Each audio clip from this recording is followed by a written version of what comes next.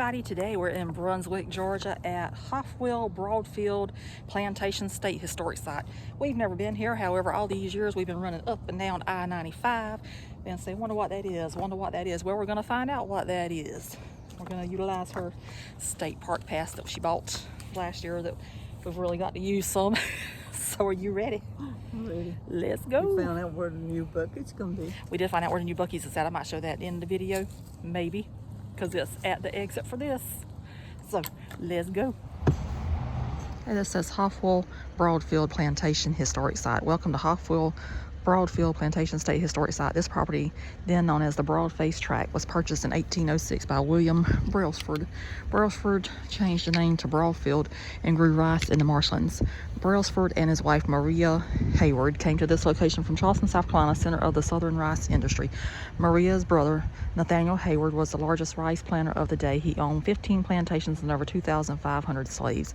The lands here along the Altamaha River were especially well suited for rice cultivation. Victoria Reeves Gunn, in her history of Hofwyl-Broadfield, writes, "The fields produced such a fine quality of grain that, according to government record, the superior Broadfield rice on the Charleston market took its name from the Brailsford plantation.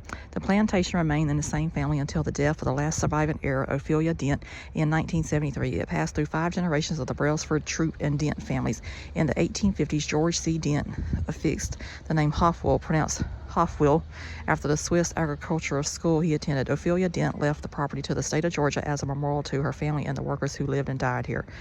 William Brailsford constructed the original plantation house on this site in 1807. The present structure, about a 4-mile walk from this location, was begun around 1851 and finished prior to the Civil War.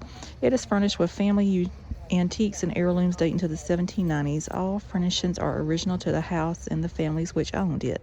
There are no period pieces. Hofwyl House is an unpretentious 2-story farmhouse designed common along the rice coast. In the 18th and 19th centuries, planters fled the malaria-infested marshes during the summertime for more ornate homes in the more helpful locations. Regularly scheduled guided tours are available. There are also 7 plantation outbuildings open to the public. Visitors will also see impressive examples of the live oak Georgia state tree. The Ophelia live oak, located next to the Hofwyl House, is estimated to be up to 800 years old. The site is also home to state champion Bay Magnolia and Hercules club trees. A mile-long loop trail traverses the edge of the marsh. There are several overlooks and an observation deck from which visitors can see the Carolina gold rice, which was once grown. The Visitor Center, which is back there, located directly in front of you, features a museum and exhibits, a short film, and a gift shop. Please pay admission before touring the site. We hope you enjoy your visit to the last surviving rice plantation along the Georgia coast. Hofwyl-Broadfield Plantation is operated by the Georgia Department of Natural Resources, Parks, and Historic Sites Division. And this right here is the admission prices to get in.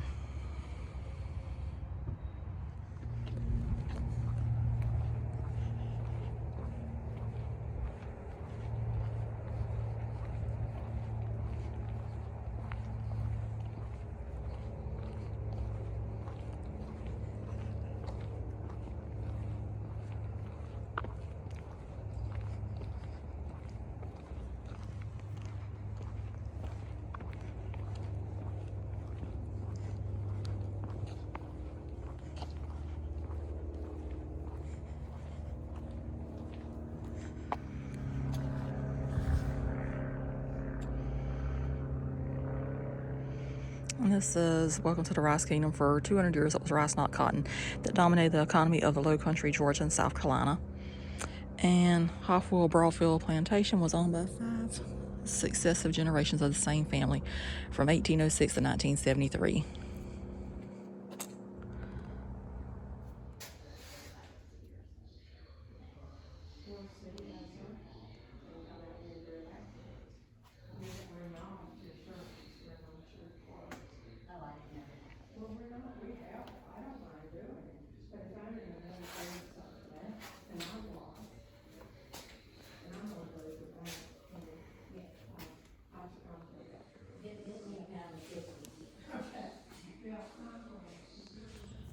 So that is the house right there. We're gonna see if we can do a tour. I don't know if Mom will be able to make up all the steps or not, but we'll see.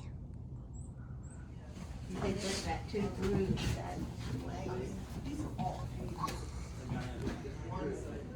They probably would have built a new mansion, but talk of war was in the air. About another year or two later, the American Civil War ended, and it started. No more mansions were being built in the South, because by the time of 1865, it was going to be a radically different South. Came crashing down hard. Slavery came to an end. Most plantation owners lost everything. The South was an extremely difficult place to live in for decades after the Civil War. There were 4 children that were born in the middle of the 1880s. That would be the part of a long family line. 2 boys. Oh, wait, skip ahead. After the Civil War, the family was up front. As the dust began to settle, this became the new home place. They moved into here. Quite a step from going from the mansion into here. But at least they had some place to go. Some people got totally burned out. They lost everything. Some people went from that elegant plantation living to rags. But anyway, they came into here in the middle of the 1880s. 4 children were born to a long family line, 2 boys, 2 girls. We'll visit each of their rooms, except for one of them. The one boy died at the age of 5 of diphtheria. Like I said, the other 3 will visit their rooms. The last one, Miss Ophelia, who died in 1973 at the age of 87, born 1886. She knew she was living in a historical site. So she left this to the state under 2 legal requirements. First, everything that belonged to the family, but some of it's up front in the museum, has to stay on the property forever. The state can't take it away and put it in any other museum. It's got to stay here forever. So you're going to see their things in the house. And the second, behind you, ma'am, right there is a black man. Right here, Rudolph Capers. Faithful Rudolph, family butler, chauffeur, gourmet chef, started working for the family in 1933. His grandmother was a plantation cook in the 1800s. She put in the contract that he would have a job here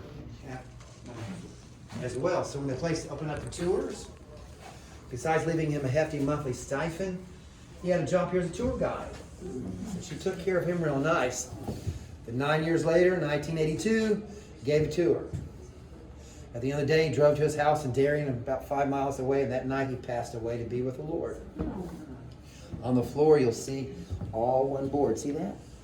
Long leaf pine, all one unbroken board, not padded. And so we'll go into the parlor here. We call them living rooms today, right? We'll step in here. That gentleman died in 1813. Miss Sophia is an older woman. On the right is a young woman. The Anne of Green Gables Day, if you've ever seen that series. Yeah. That her father, George, her grandfather, right here, he had pencil drawing by 1840s. This is of English descent. That's her grandfather. Around about the time, maybe a little old, that he fathered her father. Wealth and heritage. Their whole opulent world was what was inside this little jar. It was on the backs of slaves, though, wasn't it? But we'll talk more about that part, too. So take a good look at the room here. I'm not used to doing it until we have a switch upstairs, so I don't know how to gauge that. 1860, Louis XIV revival style chairs. That's right, when women's hoops were in real fashion. If a woman was entertaining, they were called ladies' parlor chairs. You'd have one of your nice hoop dresses on. You're going to sit way down here close to the ground so that dress will flow out like that. What you called him chairs? This is Louis the 16th revival style. These particular ones. I thought you said revival. Yeah, well, that means that they're copying it from like the Louis the France and how they'll do that Greek revival. This is Louis the 16th revival style. Very popular. Little women's sitting chairs. You can sit here with your hoop on. So you better make sure you have a big closet. Right? 1850, American made right here. This is also 18. Mahogany, we'll see it's matched in the next room. Books all from the families from 1700s on to about Ophelia's time, right in here. 1780 here. Made in Charleston. This is a really nice piece. The state's glad they have this because it's a little bit rare. It's a secretary desk made in Charleston. We'll see a neat piece upstairs from Charleston too. There were two forms of slavery in the Old South: gang and task. Most of the cotton plantations were gang. Most of the rice plantations were task. Here's the difference on the cotton plantations. A slave person was set all day long as to what they would do. But on a rice plantation like this, an enslaved person was given a task or several tasks to do that day. When they completed, their time was their own. They could do whatever they wanted. They could go fishing. They could go back to their cabin. That was a better form of slavery in the Old South. But it doesn't justify slavery, right? You can't own a person like their cat. But people thought differently back then. In the same century, women were trying to get free. A woman couldn't be a lawyer, a banker, politician, couldn't even vote. 1920, finally, women get the right to vote. Attitudes changed, and now we look at the 1800s, right? We think, how can our ancestors think they could own people or keep women in the 1800s?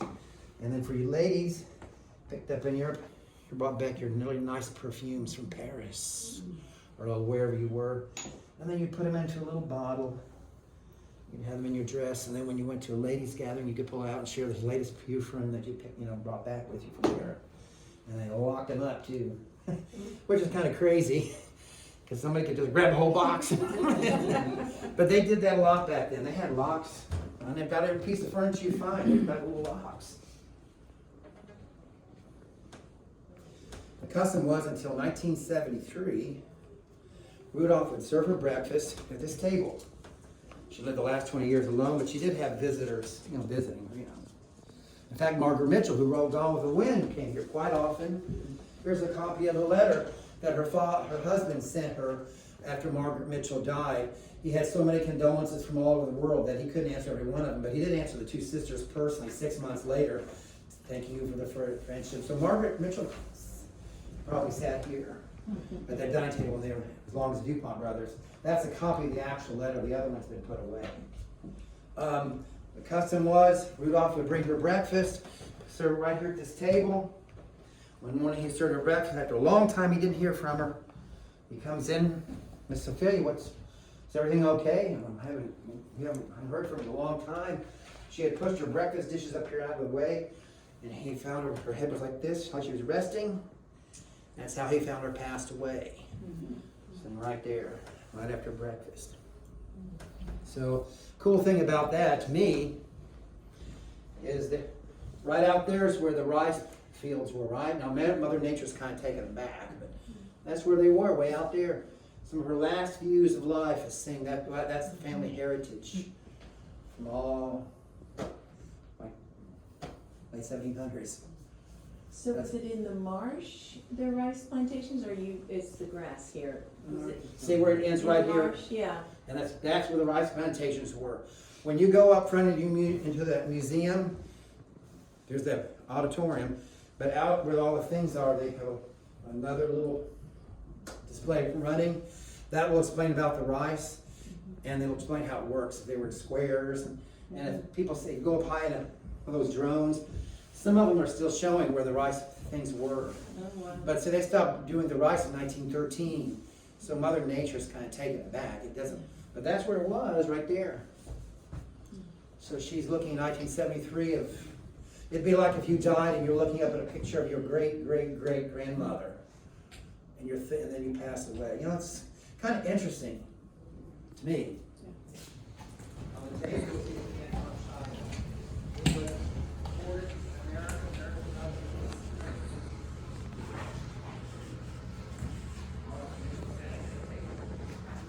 boys was only married for a few years and then died of pneumonia and never fathered any children. The two sisters didn't marry. There was no one to pass the house on to. So she left it to the state under an agreement that everything would stay here.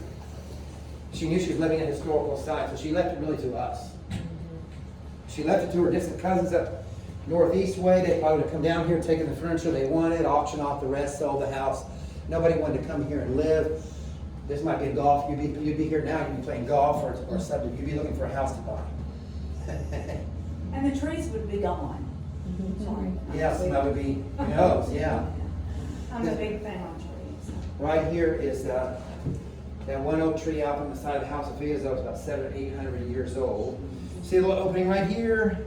The opening here, it's hollow underneath. They put very hot water in there and keep the plate of food hot for a long time, and that may be an hour or two. If you were served a fish dinner back then, they'd give you, put one of these next to your plate, and you'd work your bones into the fish as you were talking. As you remember, you're this elegant plantation living. Even after the Civil War ended, the family was still living in that world. Everyone's seen old vintage glass, probably has some home. One of the names for it was called Vaseline glass, and the way you know if it's Vaseline glass, which was very popular in the Victorian era, you get a light like this, the blue lights. And if you put it, and if it's it's Vaseline glass, which has uranium, it will glow. They didn't know what they were doing. Just like the Romans were making pipes with lead. But uranium, they didn't know. Now we know, so. It's about 1750 here passed down through the family. It's all wood. You put that right here. Today, if you're too hot, you just move your chair away from the fireplace, right? You put that right here, and you'd be sitting here in a chair, and it'd break some of the heat, kind of go around you and over you, and you wouldn't have to move your chair so much. You'd be keeping warm. Very popular then. We don't make them now, right? Because we don't rely upon fireplaces for your heating. It's more of a novelty, right? Or most times, anyway. Margaret Mitchell sat at this table, DuPont Brothers.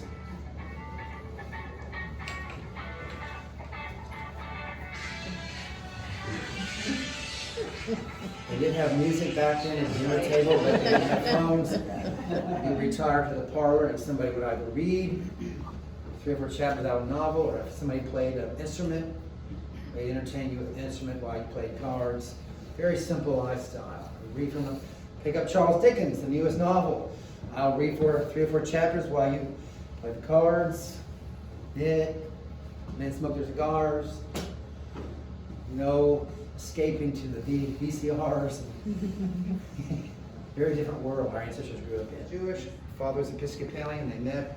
They didn't have any problem either side of the marrying outside. 1800s is like the ladies' parlor. Also, when Miss Ophelia died, her funeral was here.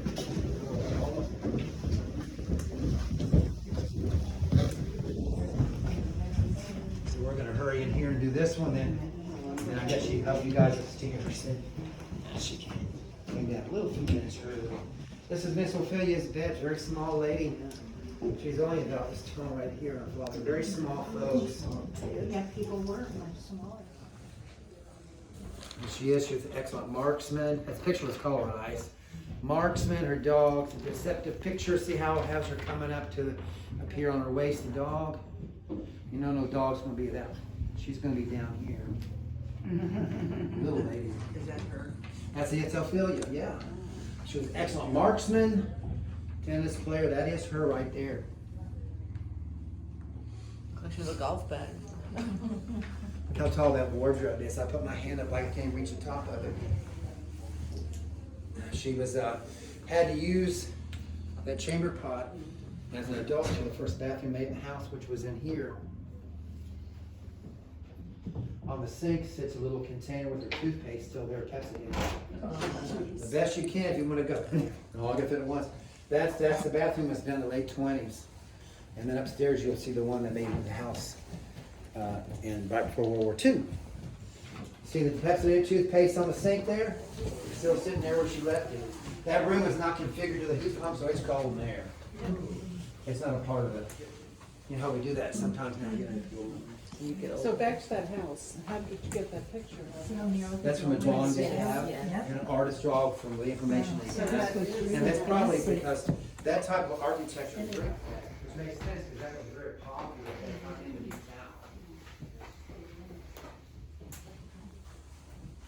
Now I guess we can head upstairs. Are you up there?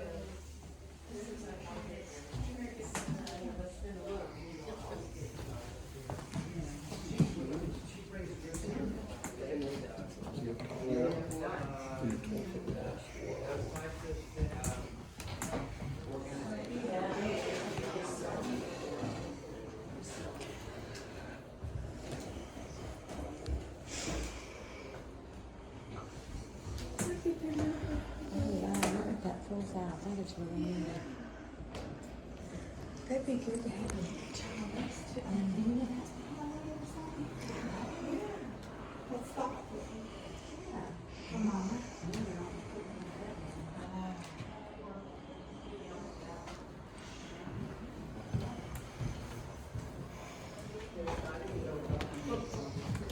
Hard to do.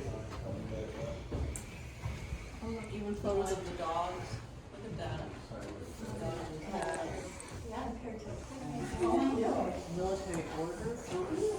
Okay, I'm here to talk with you. I'm here. This is my place. Place here. Okay, a few things to show you here. Then you are just going to look around. I'll be in the master bedroom to answer questions. If you look out the window in the master bedroom, that sounded scary, didn't it? Yeah. Okay, yeah, anybody need to sit, we got one bench, you can sit on that one too, I think. Are you kidding? Yeah, that would be I'm good. afraid to. I know, I know. This is the rice that was grown here, it's called Carolina Gold. It's available in the gift shop to buy. I, of course, had to buy some. Being a home economist, I had to try it. It's good, it's lighter yellow than this. Tasty, not strong, but you have to be in attention to it, just like couscous. It really is sticky, but it's good. Right here is a document that used to be in one piece. Let me see if I can take it off the wall. Let me see if Linda can break this today. Here we go. Probably, it was in one piece at one point. I see the daughter's hands all over this. It was cut with little scallops. Little flowers were put inside there with this piece. And this is the document that says that James Troop Dent, remember the 15-year-old private in the Civil War? He got out at 17, so he was 17 when this was done. He took the oath not to take up arms against the United States on May the 1st in 1865 in Greensboro, North Carolina. So, this is the piece of paper that helped him get back down south. He's up there. There's Union troops down here. They had taken St. Simon's. They had burned Darien. So there were Union troops here. He had to get here and they had to get there. So this also helped him when he took it to the courthouse to show that he had done the oath. That gave him back his right to vote and his right to own property. So, this was a very important, they didn't take it away from him, but this was a very important document. Oh, please, let's stay, okay. Another thing that's interesting to see here is a framed picture of their pets. The dog and the cat. She had, I would say the family, but Ophelia had fine hunting dogs. The sisters could not cook. They always had a cook. I don't know if he told you that. They always had a cook that couldn't cook. We've got lots of evidence of that in letters. They said so. But they had a fine cook, Rudolph Capers. But they could shoot. They were sports. Anybody see Downton Abbey? Remember Lady Mary would shoot? I mean, this was aristocracy would shoot. That was a sport. And for them too, it was hunting. So it was for meat. Okay, I want you to look around. I'll be in there. There's a very special bed I want to show you in there. So Was this the nursery? that was the nursery, but of course the ladies used it for their office because they had a dairy business. Right.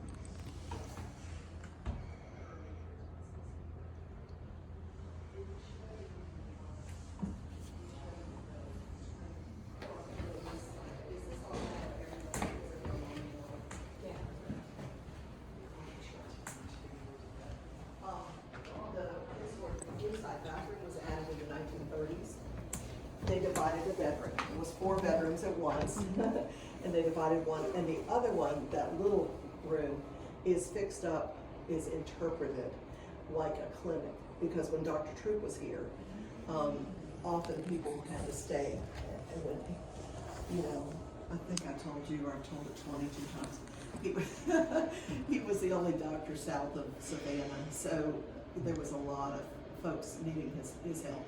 Had an office in Darien, but a lot of times on the weekends and other times people would come here, you know, in seek of his care. Okay, questions? And so the pullout was for the baby? It's called a trundle bed. Yeah, I have to be real careful with children, you know, in explaining to them. They think that we're going to push the babies underneath the bed. No, it stayed out for the little ones.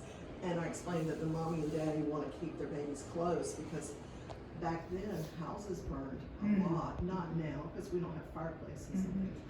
But that's the reason they wanted their little ones right there.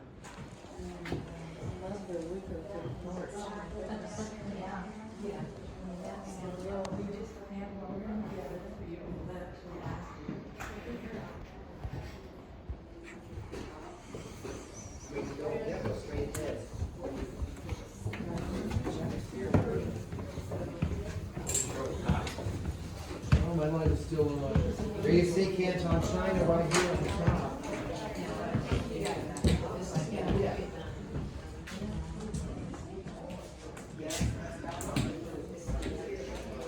It's a cute little door.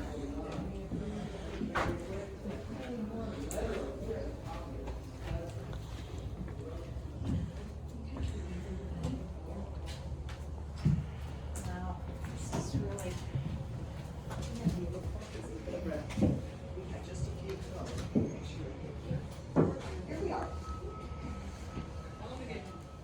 Things that were removed from the house with the guns, but we put this in the gun rack. And one little boy thought it was gonna go home with him. Yeah. If you go in that screen door and go to the left, you're gonna go to the very old kitchen. I usually call it colonial, but it's just past that time too. They kept that when they put it in the 1930s kitchen. We don't show you that because it doesn't look much like a kitchen because it has a desk in there for the 8 other Rangers. Has a lot of genealogy. There's a lot of stuff stored in there. Okay, are there more? Okay, good. And it was evidently a really important document. It stood the test of time and got this plantation over to the state. She had very strong guidelines about how she wanted it to be used for history and nature. And we have to look at everything we plan through that microscope, if you will, to make sure that it is for history or nature, because that's what she wanted. And so, that being the case, during COVID, nothing to do, I read the 50-page will. That was kind of fun. And then I called Albert Fendig Jr. I first called Bill, who you met earlier, some of you who were on the Camellia tour, and I said, is Albert, you know, okay? I mean, he's approaching 90. He's way in the 90s now. He said, oh yeah, he's smart. Call him up. He's crystal clear. I said, okay. So I called him with a long list of questions, and one of the questions was, did you ever meet Ophelia? He said, oh, I sure did. He said, Dad was working on the will and trust when he graduated. Albert Jr. graduated from the University of Georgia Law School and went to work for his dad. He said, so I, being the young one, the new one, would have to take all the documents out to the plantation and talk to Ophelia, explain it, and make sure, and she'd sign it. And you can imagine it was quite a deal. With her will being 50 pages, the trust was probably more than that. Anyway, so he said one afternoon, I was on the back porch, that's why I tell the story here, sitting at the round table. Ophelia gave me some iced tea, we're talking. I'm going over the paper when one of the men that works for her, they were in the bunkhouse over there, that's the bunkhouse. It's not a slave cabin, it's interpreted that way now. That thing was built after the Civil War farm. Anyway, the man comes up to the screen door and says, Miss Ophelia, there's a snake in the hen house. He said, I'm thinking, caution, don't go there. She went with her gun. And I'm thinking, there's an important visitor here talking important stuff. But she hopped up just as fast as she could. She got her gun and went straight there. Pop. He said, back she comes. I do the same thing. I would too. I hate Except that. for I could. My boys had to do I that. kill them in the And she backyard. reached in and put her gun away and leaned out and said, more tea, Albert. I love it. So, the Southern woman that can't cook, but she can shoot. In the picture, in the bedroom, where the one that was made for Ophelia down here, you probably saw a picture of her with a gun in her hand.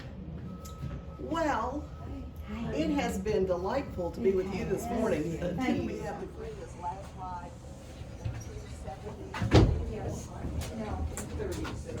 And they also usually have a summer kitchen But it was. but generally they switch. Yeah, this is the kitchen.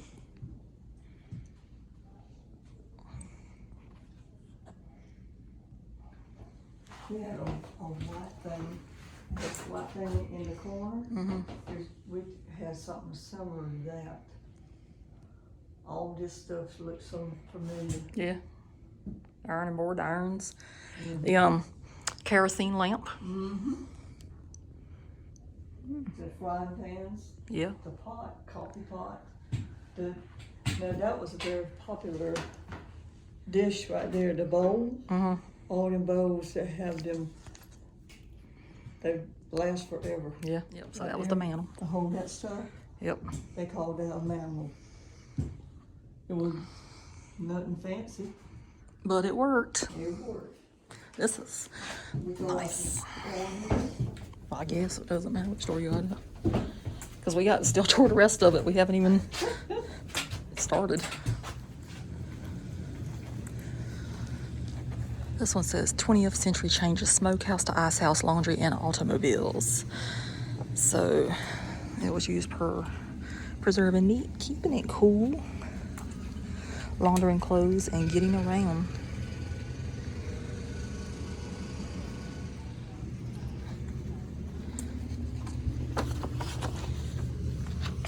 Here, hold it so I can see what I'm doing. Oh, it's just a little tiny room.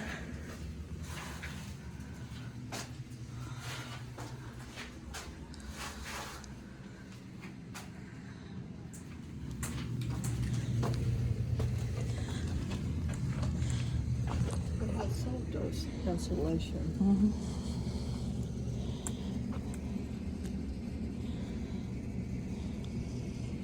That's interesting. Oh, there's a car in there. There is a car in there. Maybe you can see it from the front instead of me trying to look through the window.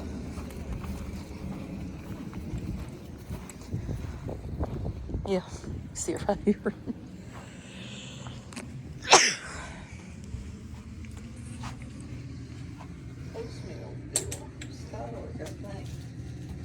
I guess the last time it was used in 83. So I guess the last time it was used was in 83 with that sticker on there. What side? It's 1983.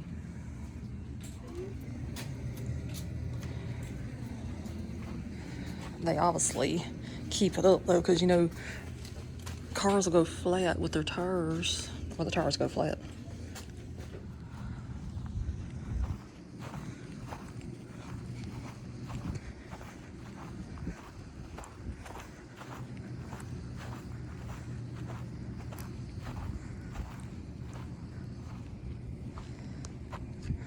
This is the legacy of the land and the stewards of Hofwyl-Broadfield.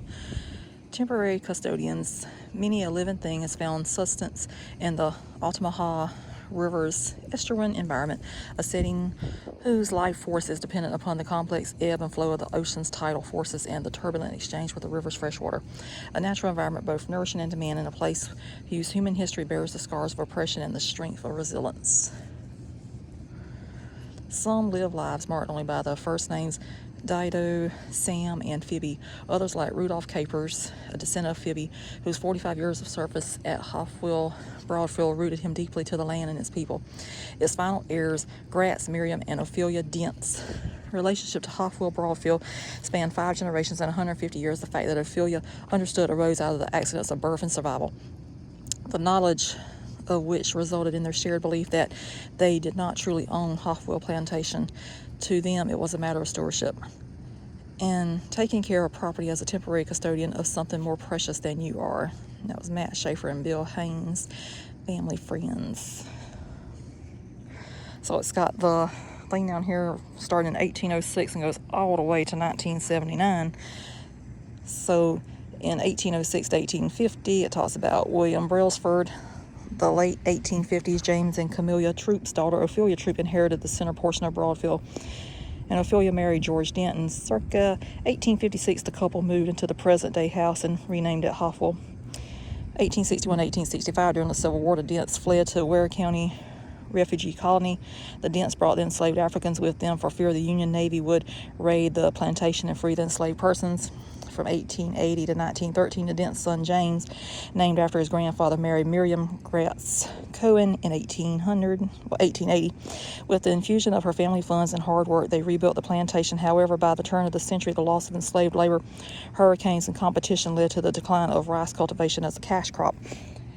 1881 to 1886, James and Miriam Dent lived out the remainder of their lives at Hofwyl.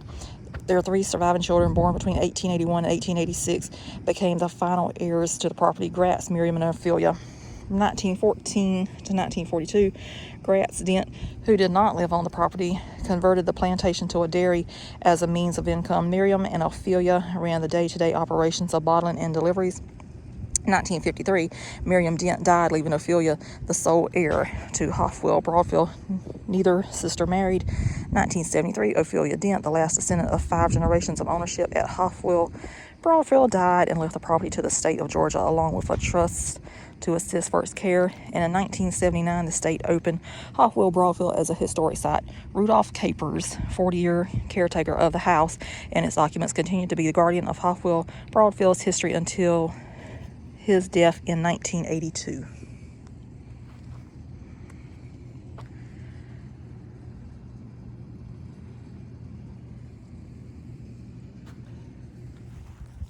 So these trees out here are massive.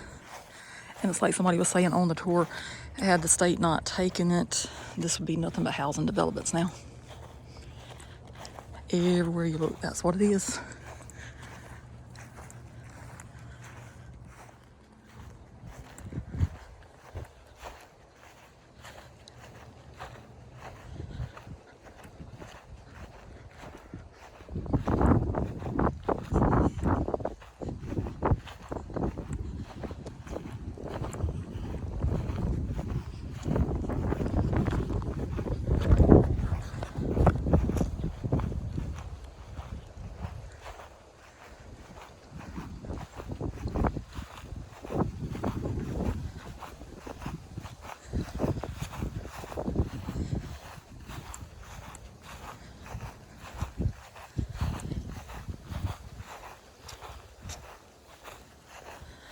I don't think I'm walking far enough yet to get to the observation for the rice, because it's all the way over there. I see it from here. So that shows how big that tree is compared to Mom. It's huge. And this one is most impressive too.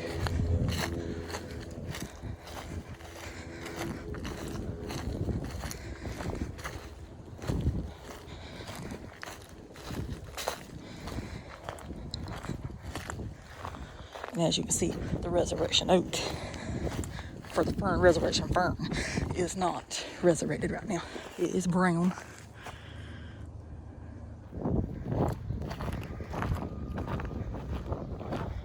Alright, so now we gotta go to all the buildings that we missed earlier.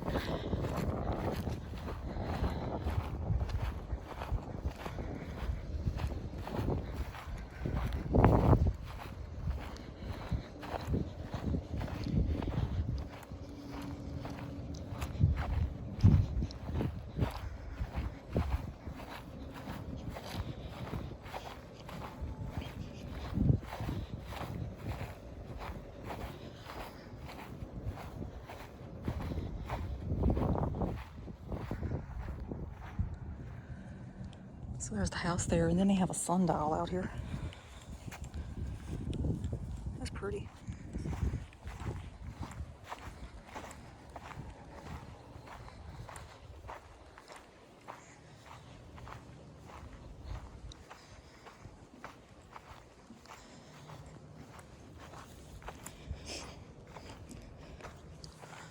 This right here is the Ophelia live oak.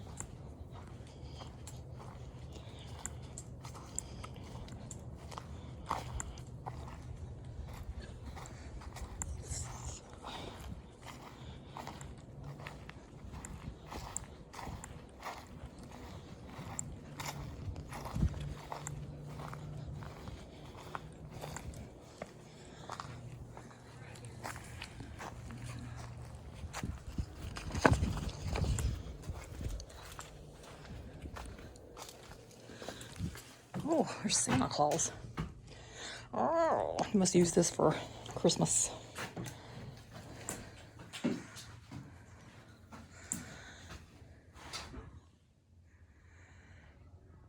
They did. It's quite pretty.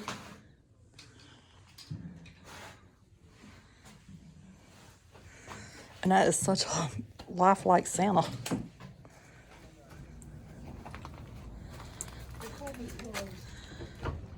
Yeah. Cause that, this hand right. Well, they did say she had a lot of dogs too, so that might have been a dog thing, because there's bones in there. Let's say that's where she kept the dogs at. Yeah.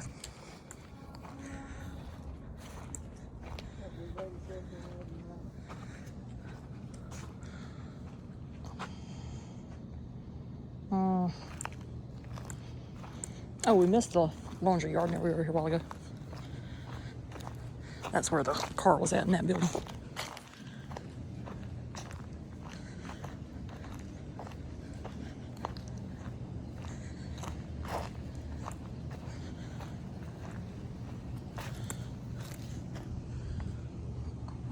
That's where they did the laundry. With that spiky fence right there.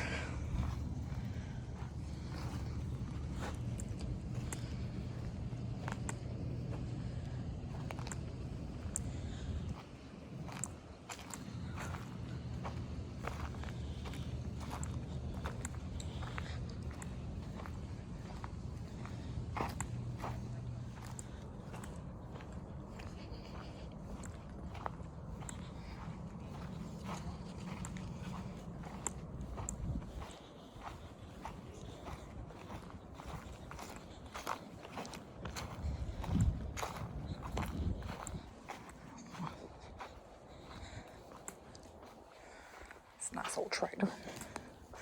That's a farm all. And that was like kind of like a honeybee house.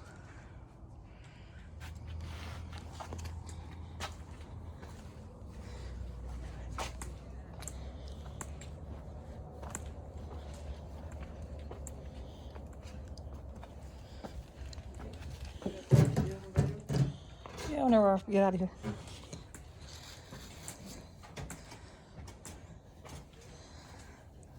Some old parts right there.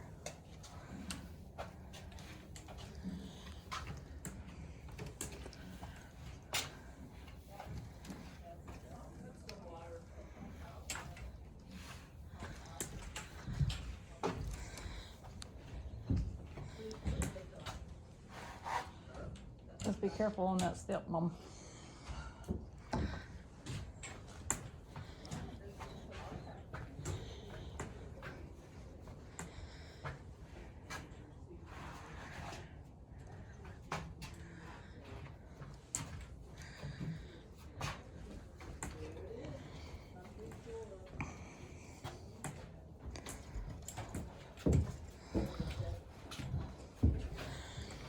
It says those are clothes paddles and boat paddles, but I'm pretty sure they paddled some butts too. You know, back whenever I was growing up, people would still paddle people. Even the principals in school would paddle people. They don't do that now. I never got whipped though because I was a good child. I was afraid what she'd do whenever I got home if I wasn't good at school. So Mom pointed this out. Apparently I am not good at this. So yay! They cook serpent that. Oh yeah, we know what that is. We got that at everything. Huh? So this says commissary. In the late 19th and early 20th centuries, the commissary was the hub of the plantation community. In pre-Civil War days, the commissary was a place where the plantation owner distributed food and clothing to his slaves. With the end of slavery, the freed African American workers were required to purchase these items. Operating as what later came to be known as a country store, the commissary offered food, clothing, and dry goods for the isolated community. The plantation owner would extend credit to his workers for the purchases. As such, the system became a sort of debt peonage, keeping the workers dependent upon the owner. With the demise of rice culture and improved means of transportation, the building began to be used as a barn in the Hofwyl dairy days. And it says the small white building directly behind you, which is that right there, was the plantation pay shed built after the Civil War. It symbolizes the changing status of African American workers. With the end of slavery, those who labored in the rice fields now did so with payment for services rendered. It was here that the workers received the fruits of their labor. It was also likely here that deductions were made for items purchased at the commissary store. Oh, wow. That's totally perfect. That's to make put a serpent man and the cooking. But what is it? Syrup. Make syrup. Oh. Oh, wow. Boil it. Yep. Be like a. Okay. This was the pay shed.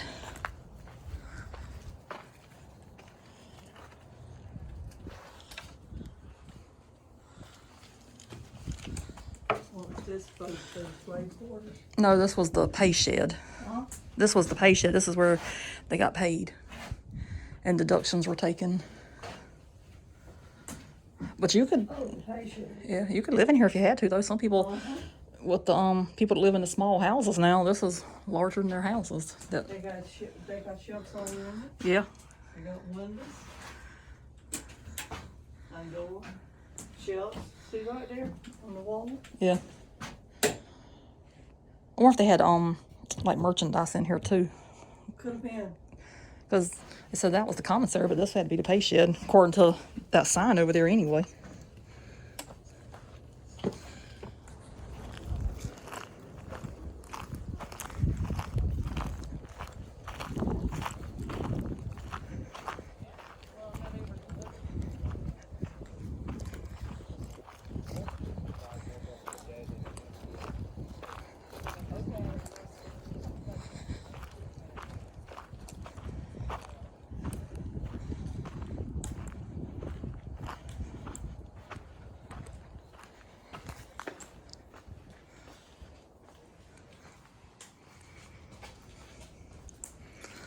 So this was the dairy right here.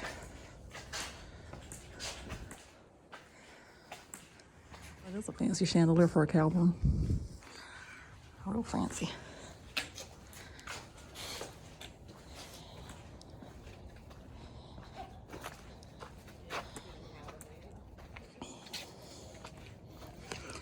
So this is Hofwyl Dairy.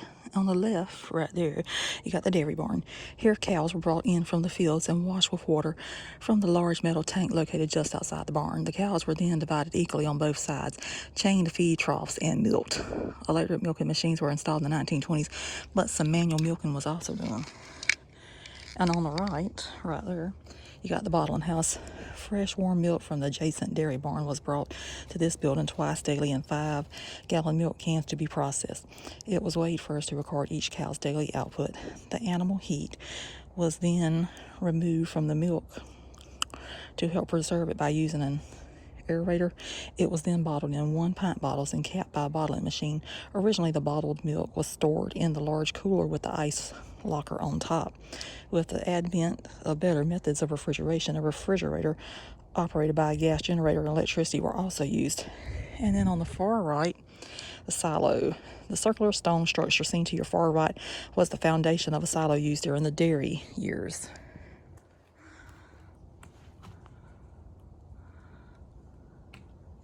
It's still good if they had them bottles.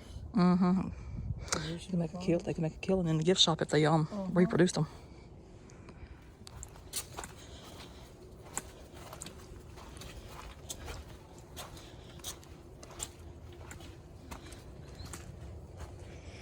No, they got that locked.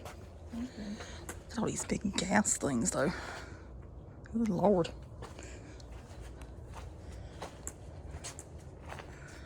Maybe it's open on this side. I think it's open on this side.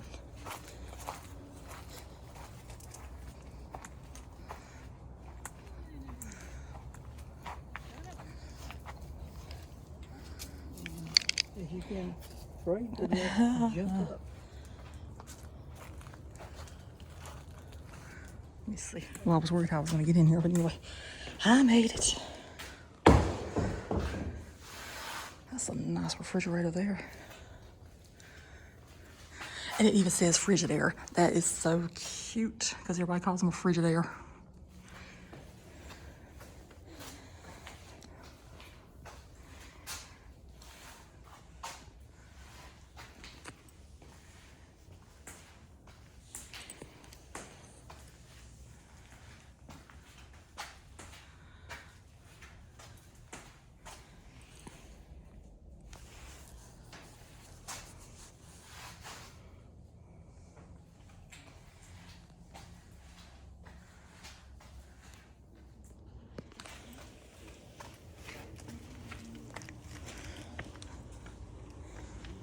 Yeah, got to get back down. This over here was where the silo was at.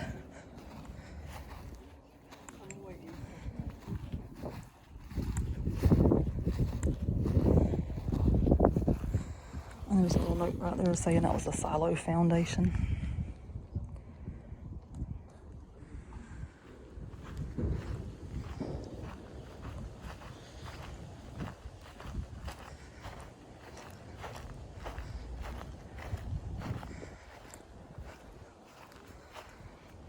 This says Hofwyl-Broadfield Dairy, 1917 through 1942.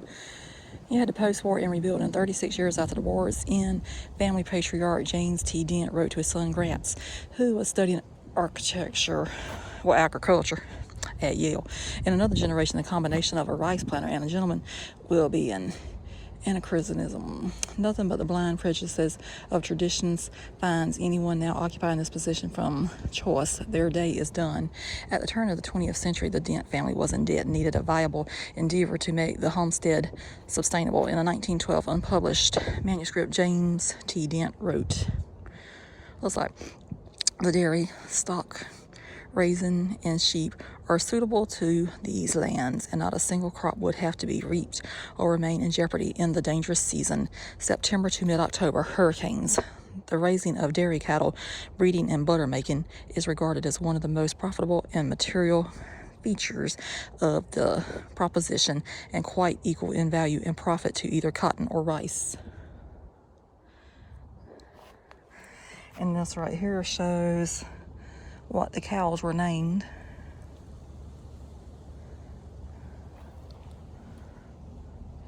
And it says Holsteins provided more milk per day than any other dairy breed in the U.S. That was how the bottle looked.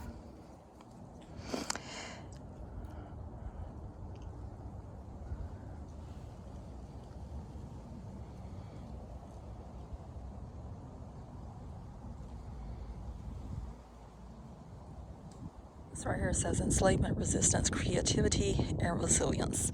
Africans and African Americans in Georgia's Low Country. You got enslavement.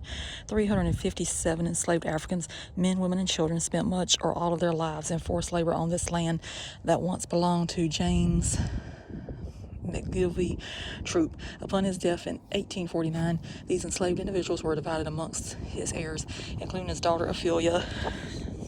who inherited 57 enslaved persons. It is unknown how many enslaved persons her husband, George C. Dent, brought to their marriage in 1847. A decade later, an 1860 federal slave census listed 185 enslaved persons at Broadfield.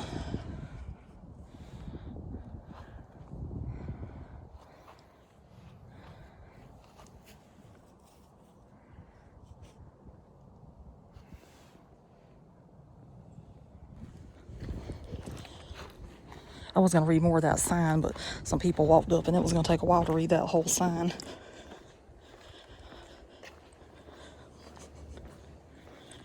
And I do try not to be in anybody's way whenever I make these videos.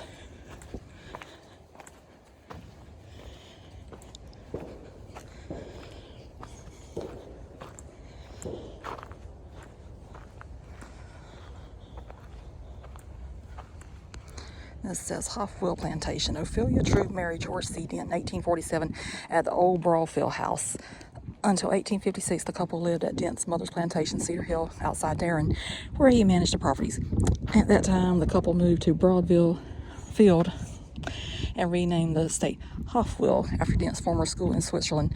The construction of Hofwyl House is vague. Traditionally, it was believed to have been constructed in 1851 as an overseer's house and moved into by the Dents when Broadfield House burned about 1858. Records show no employee of an overseer after 1850, nor do they document the Broadfield House burning. At least one contemporary of George and Ophelia Dent, Charles Wiley, stated that the house was built by the couple for themselves.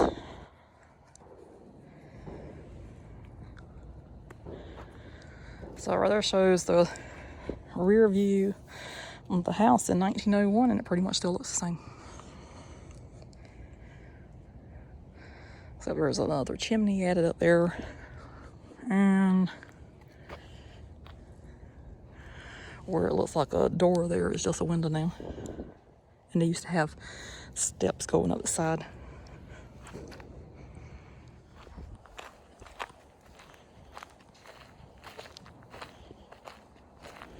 And I think that is still a door, actually, if you look hard enough.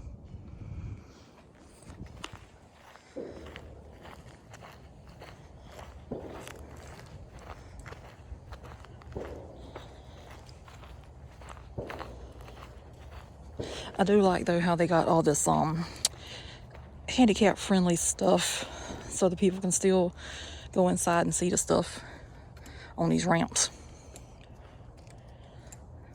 It's a restroom. Oh, it's a restroom. I think. Didn't she say it's not open? It's not open. Oh, well, I'll walk in there and look at it anyway. I'll use the one at the gift shop. They have a nice one at the gift shop.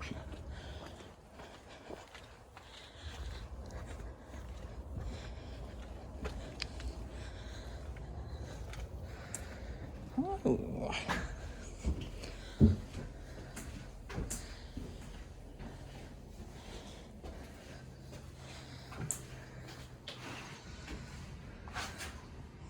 Yeah, I think she said the water's not on in the restrooms right now. So also here they have George's Camellia Trail. There's nothing I love more than flowers.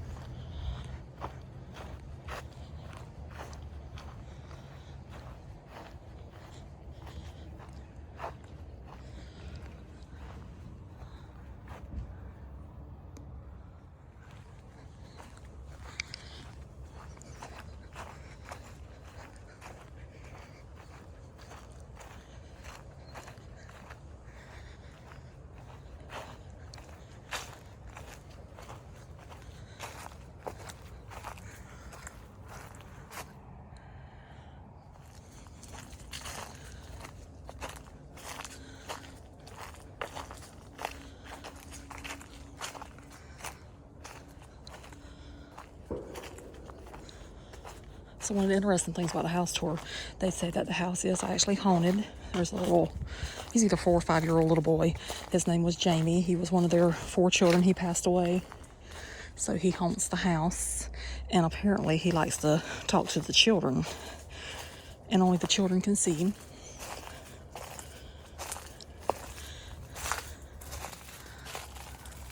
But I'm going to tell you something. Had that little child appeared, I would have took off running.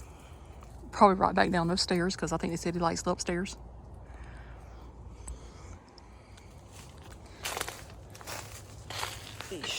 trees. Oh my gosh, they're huge.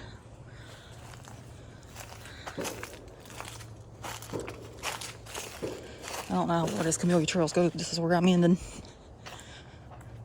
And then we're going to go back to the gift shop.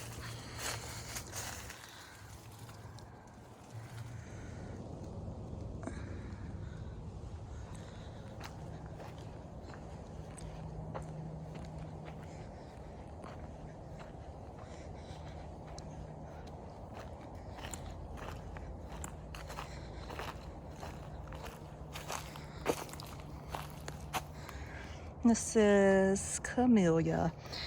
In this garden and the old spring house garden along the marsh are many different varieties of camellia.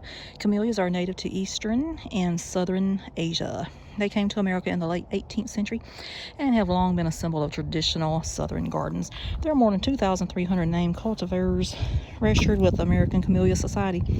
The species of Camellia sinensis is the plant whose leaves and buds are used to produce tea. Two varieties are distinct to Hofwyl-Broadfield Plantation and were created by Miriam Dent. These are listed in the 1969 yearbook of the American Camellia Society. One is a pink semi-double camellia developed by Miriam and named Ophelia in honor of her sister. The other is a small semi-double tail pink flower called the Mrs. Dent Camellia. Spring House Garden may have been created by noted landscape architect Claremont Huger Lee. Lee was the first female licensed landscape architect in Georgia and was responsible for creating many of the private gardens in Savannah. She was a friend of the Dents, and her drone plan for the garden exists in the Hofwyl archive. The camellias here bloom in the late fall and early winter, generally from November to March. So they should be getting even better than what they are.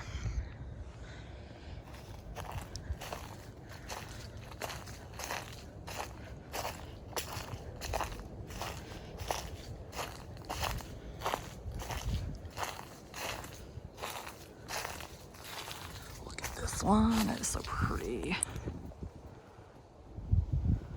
I'm gonna guess that one's Ophelia, possibly, since it's the pink and the white, maybe.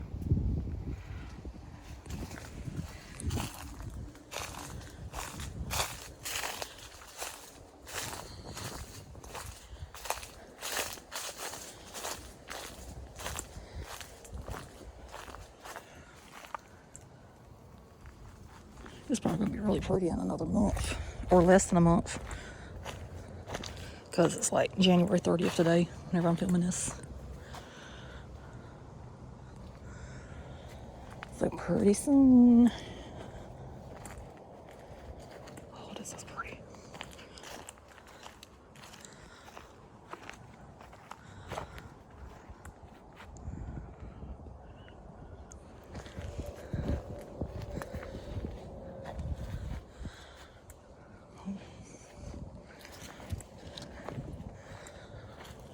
I'm gonna eventually get where I'm going today. That one could be Ophelia too. That's also got two colors. I don't know. Maybe both are. That is a good bunch of them right there.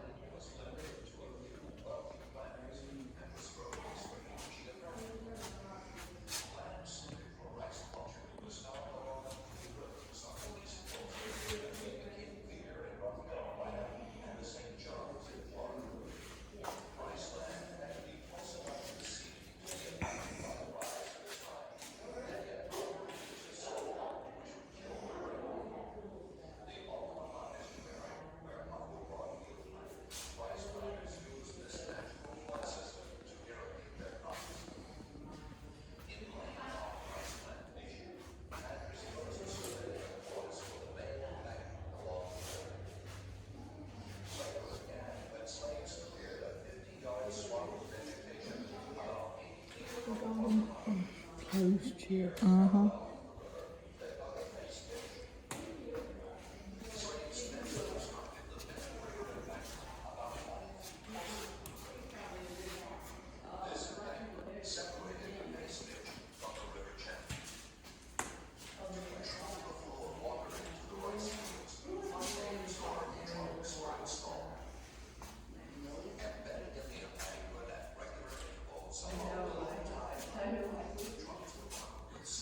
You got milk bottles here. Oh yeah, it's the actual milk bottles.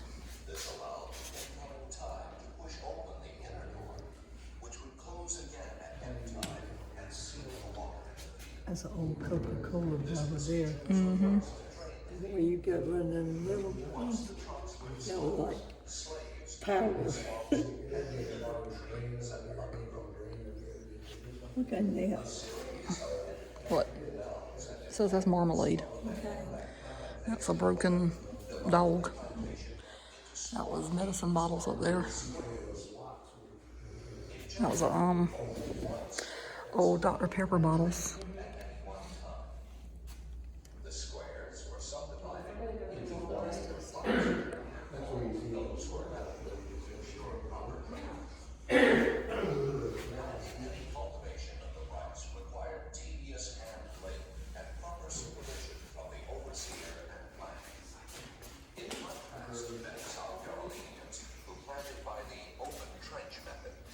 Georgians planted by the covered method. Seeds were placed in trenches 13 to 15 inches apart and were sown prior to the spring flood tides, which could be used in covering the seeds. The initial or sprout flow encouraged rapid germination of the seed and protected the rice from rodents and birds. The field was drained and left dry until the plants emerged into the field state, where they held around the rice. After this, the trunks were left open about 2 weeks for the stretch flow. After the stretch flow, the rice fields were drained and underwent a period of dry growth for about 30 to 40 days. When the ears of the rice were forming, trunks were opened for the lay-on or harvest flow. Harvest began in late August or early September and lasted 6 to 8 weeks. Slaves cut the grain by hand for the rice loaf. Later, they tied the dry rice in sheaves, loading in port flats where it was transported to the mill house or yard for curing. Slaves then threshed the grain to remove the rice from the plant and took it to the winnowing house where the grain was sent. The winners, most of them lived in Charleston or Savannah, were the middlemen in rice commerce.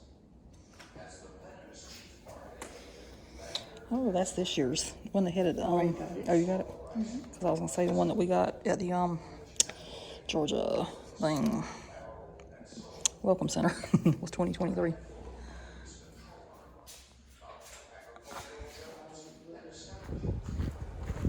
Over here it says this is the Nature Trail, Rice Mill Ruins, and Observation Deck. So I don't know which way to go. Go straight ahead or what?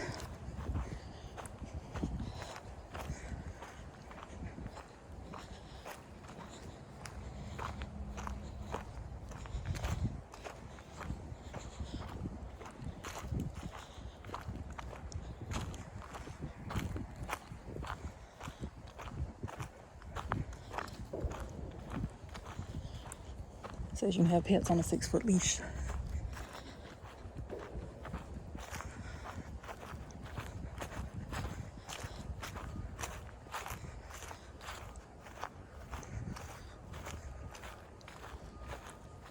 That's the house over there. So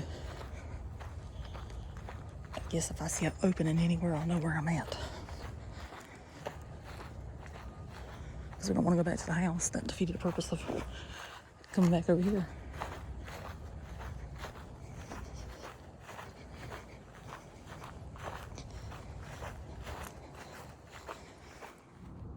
Okay, so I have found the right path, and it was from over there. So you can definitely see the parking lot from here.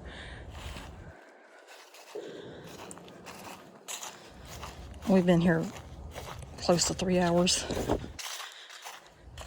I did not think it was going to take me this long to do this video. I hope the video is not 3 hours though. Might be a good hour and a half.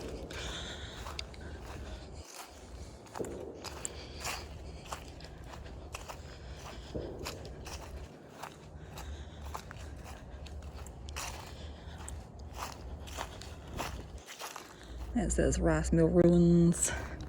The age of rice. The marsh you see before you was a cypress swamp when William Brailsford began his rice empire here. Hundreds of slaves cleared the land, leveled it to ensure proper drainage, and constructed miles of dikes and ditches by hand. Floodgates or trunks were built into the dikes and let water in to flood the rice fields.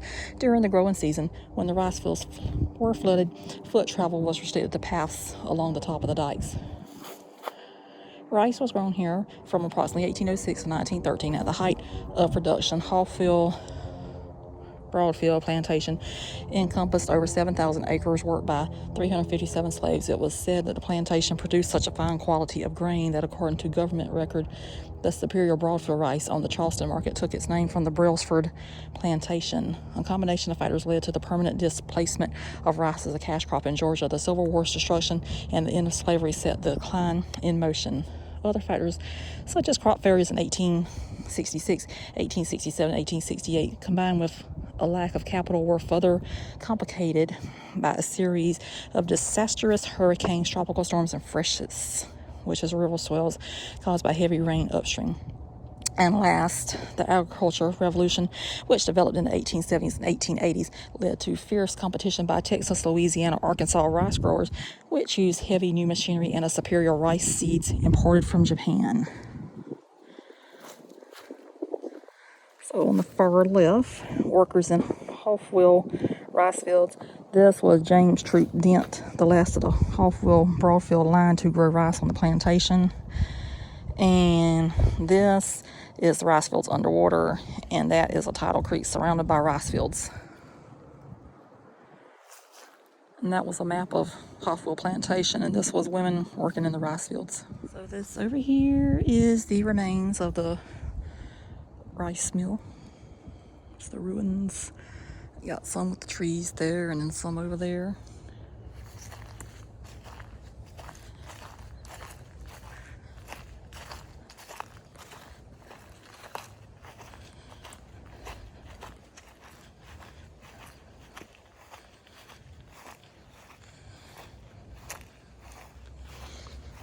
This over here says, be aware, alligators present.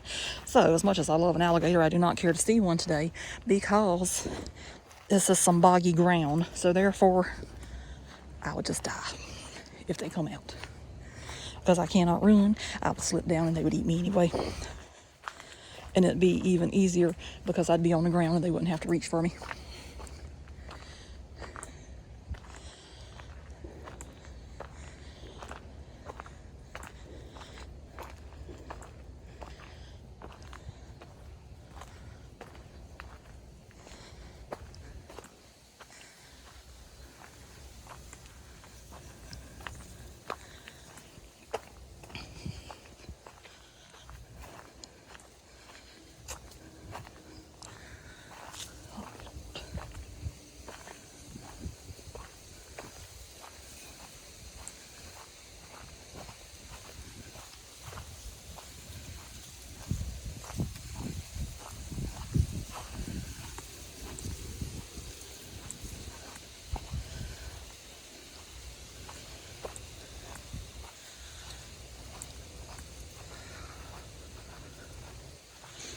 And it could come out because it is rather warm right now. It's probably in the 60s. And they probably want to come sun themselves.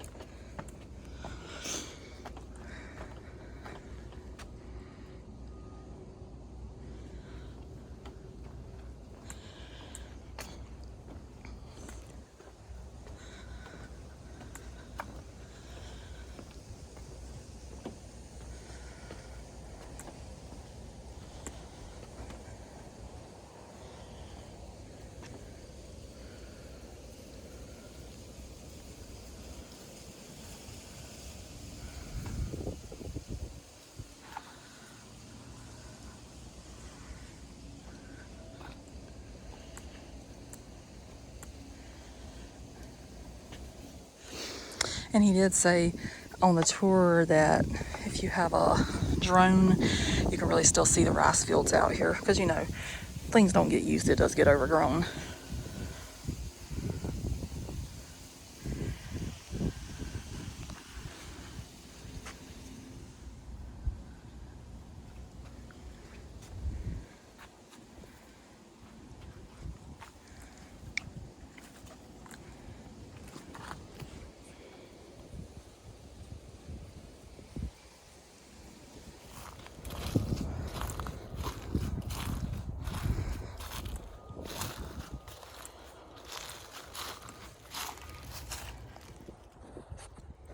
Okay, so we're going to go ahead and wrap up the video for Hofwyl-Broadfield Plantation State Historic Site.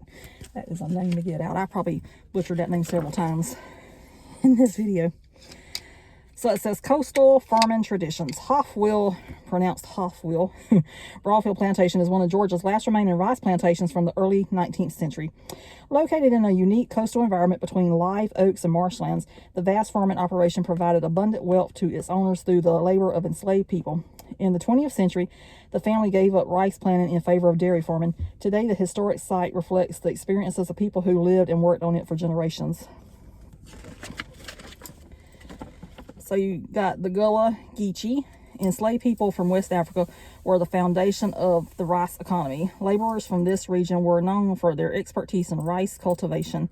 By the time of the Civil War, enslaved Africans accounted for almost 90% of the coastal population. White planters escaped the malarial rice region during the summer, retreating to safer locations. Left largely alone during these months, enslaved African people drew on African traditions to develop a unique culture of art, food, language, and music along the coast. The Gullah Geechee culture extends from southern North Carolina down to northern Florida.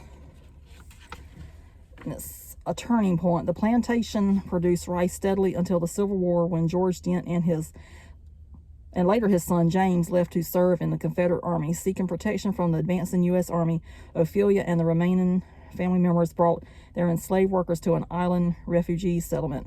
After the war and the emancipation of enslaved people, the Dents gave up large sections of the estate to pay taxes. By the 1880s, when James Dent took over management of the plantation, Hofwyl-Broadfield's wealth was greatly reduced. Maintaining a way of life. In 1880, James Dent married Miriam Cohen in Savannah, where they lived much of the year. When Hofwyl-Broadfield went into foreclosure, the couple put the property in Miriam's name to save it. They had a son, Gratz, and two daughters, Miriam and Ophelia. After their father's death, the three children established a dairy, which Miriam and Ophelia operated until 1942. The dairy included about 35 Jersey and Guernsey cows, producing 100 to 150 bottles of milk every day. Revenue from the dairy combined with the proceeds from selling other properties allowed the sisters to pay off the debt of the plantation. By the time the sisters shut down operations, the plantation was out of debt. And it says a coastal home. Built in the 1850s, this relatively plain style house is typical for rice plantations of the era. Due to the owner's seasonal residency, their homes did not resemble the grand mansions that were occupied year-round on other plantations. The windows were modified to enhance circulation, and James Dent added screens to protect against mosquitoes at the turn of the 20th century. His daughters, Miriam and Ophelia, renovated the home in the 1930s. They kept furnishings from previous generations that remain in the house today. A rice economy. Hofwyl-Broadfield Plantation started as the Broadface property, which was purchased around 1806 by Charleston merchant William Brailsford. From cypress swamps along the Altama River, Brailsford carved a rice plantation and called it Broadfield. Planters like Brailsford using slave labor and coastal ties to grow their cash crop. Planters stood at the pinnacle of coastal society, but their wealth was deceptive. Rice production requires significant investments and often forced planters to mortgage their property to survive until the harvest. After Brailsford's death, the plantation was operated by his wife Maria, with the assistance of her son-in-law, Dr. James Troop, who inherited the property after her death in 1838. At the time of Troop's death in 1849, the plantation included 7,300 acres and 357 enslaved people. Troop's daughter Ophelia and her husband George Dent inherited a third of the property and named it Hofwyl for the school Dent attended in Switzerland. In the 1850s, they built the house that still stands today. And it says becoming a state historic site. After Ophelia died in 1973, she left the house to the state and set up a trust to preserve the site for posterity and pay caretaker Rudolph Capers, the cook, butler, and housekeeper at Hofwyl-Broadfield Plantation for 40 years. Capers continued to care for the house and give tours 3 days a week after it opened to the public. He worked at the site until his death in 1982. And that was him right there. So, as we said earlier in the video, we've been wanting to stop here for quite a while because we're always on I-95 going through Georgia heading to Florida. I'm not heading to Florida this time, though. This is a Georgia trip. So, we decided we'd stop in today. I did not think it was going to take us this long. But they asked us, did we want to take the house tour? And I was like, well, you know. And it was starting in 15 minutes. It was included with the historic site pass that Mom has.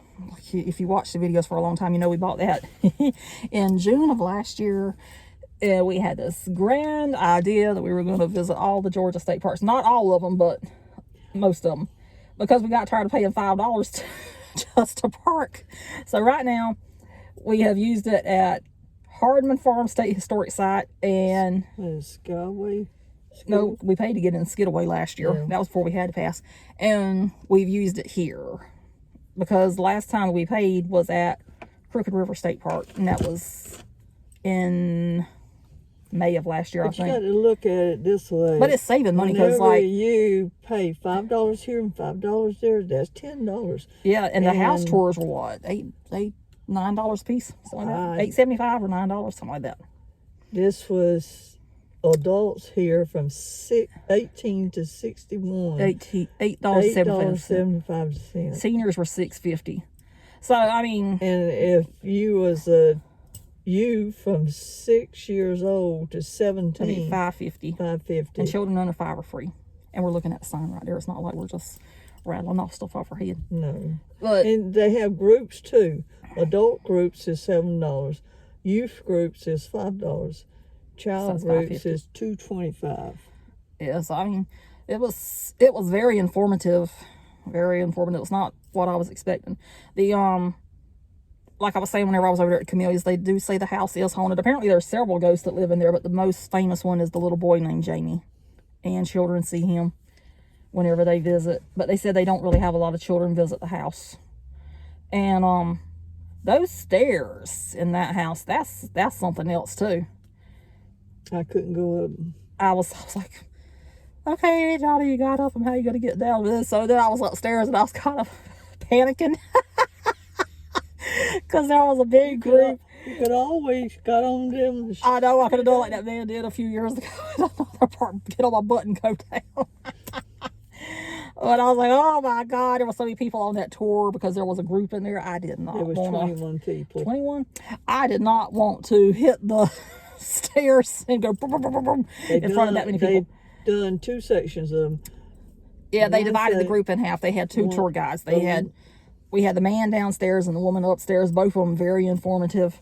I learned a lot of things I would have never known had we not stopped. So I did buy one thing out the gift shop. It's not a t-shirt. I know y'all surprised by that. But look at this. It's a state park ornament. It's got all the Georgia state parks on it. I thought that was cool. So I do intend to start visiting more of them, because if I have 2 days off back to back, that's all I need. I can make a trip happen. So that's it for this one. We hope you enjoyed. Subscribe if you hadn't. Please do if you haven't already.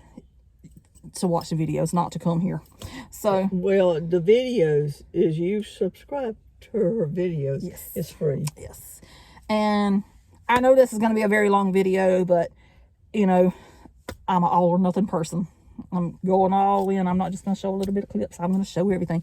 So that's it for this one. We'll see you somewhere else. So toodaloo. I did say that I would show where the new Buc-ee's is going, because they just broke ground yesterday.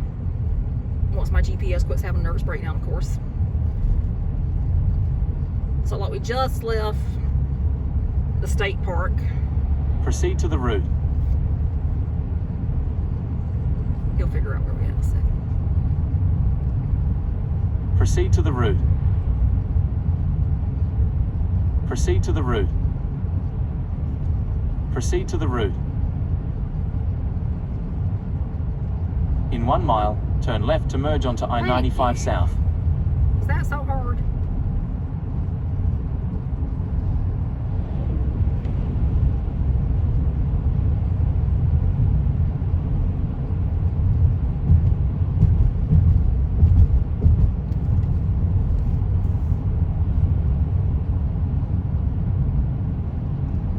And it's going right out there.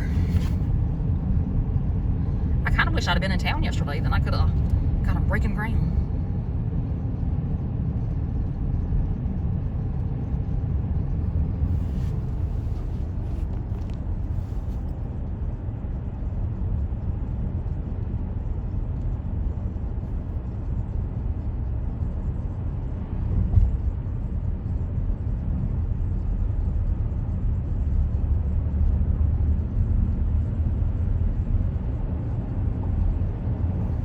There's like I-95 right there.